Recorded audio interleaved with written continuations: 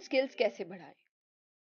Communication skills एक ऐसी चीज है जो हमारे प्रोफेशनल और पर्सनल लाइफ दोनों में बहुत जरूरी होती है। अपने मन की बात को क्लियरली कन्वे कर पाना पर्सनली और प्रोफेशनली बहुत जरूरी है। इसके साथ ही दूसरे की बात को क्लियरली समझ पाना भी उतना ही जरूरी है, क्योंकि किसी भी रिलेशनशिप में, फिर वो चाहे पर्सनल हो या प्रोफेशनल, सबसे जरूरी होता है एक दूसरे के साथ बैलेंस बना पाना, कोऑपरेट करना, जो हम कम्युनिकेशन के थ्रू कर सकते हैं। किसी भी ह्यूमन रिलेशन के खराब होने के पीछे सबसे बड़ा रीजन होता है मिसअंडरस्टैंडिंग, और छोटी छोटी मिसअंडरस्टैंडिंग्स कब एक बड़े झगड़े में बदल जाती है हमें पता भी नहीं चलता। ऐसी ही मिसअंडरस्टैंडिंग्स को दूर करना हमारी रिस्पॉन्सिबिलिटी है, जिससे हम इफेक्टिव कम्युनिकेशन से अचीव कर सकते हैं।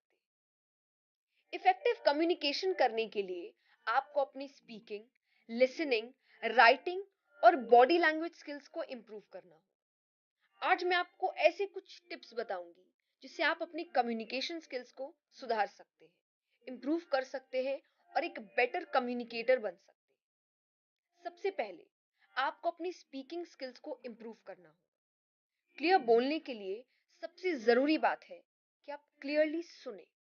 जब आप दूसरों की बातों को ध्यान से सुनते हैं तो आपके पास बोलने के लिए लॉजिकल और ऐसे पॉइंट्स होते हैं जिससे सामने वाले भी आपकी बात सुने।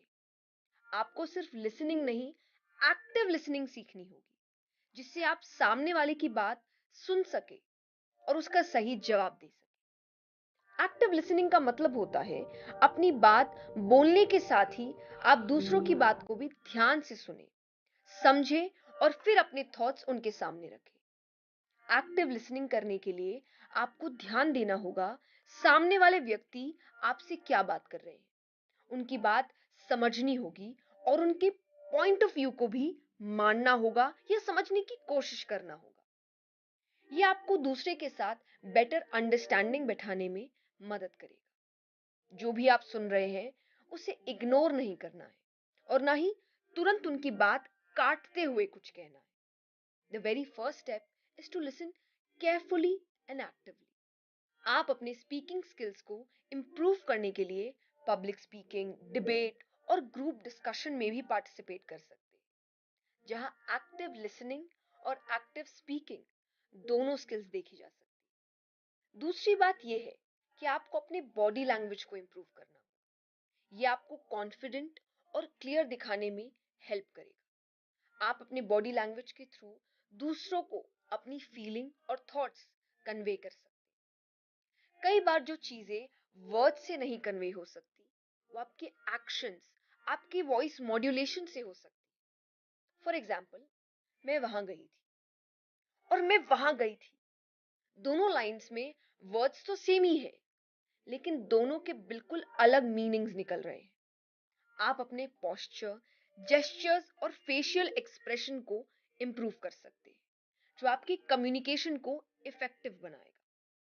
आप अपनी बॉडी लैंग्वेज को इंप्रूव करने के लिए मिरर में प्रैक्टिस कर सकते हैं और अपने दोस्तों, अपने फैमिली लोगों से फीडबैक ले सकते हैं। तीसरी चीज, आपको अपनी वोकैबुलरी इंप्रूव करनी होगी। ये आपको ज्यादा आर्टिकुलेट और इफेक्टिव बना सकती है। हिंदी में देखें तो हर फीलिंग के लिए हमें एक नया शब्द मिल सकता है। Same goes with English. तो सेम वर्ड्स का यूज करके हम अपनी बातों को बोरिंग और मोनोटोनस क्यों बनाएं? अच्छी वोकैबुलरी होने पर हम अपनी बातों को क्लियरली बोल पाते हैं। आप अपने वोकैबुलरी को इंप्रूव करने के लिए रीडिंग, राइटिंग और स्पीकिंग के थ्रू कर सकते हैं। आप किसी भी टॉपिक पर बात करने के लिए वर्ड्स को सर्च कर सकते हैं, जो आपकी कम्युनिकेशन को इफेक्टिव बनाएगा। आप अपने वोकैबुलरी को इंप्रूव करने के लिए डिक्शनरी और थिसॉरस का भी यूज कर सकते हैं। इन सभी टिप्स को फॉलो करके आप अपनी कम्युनिकेशन स्किल्स को बढ़ा सकते हैं।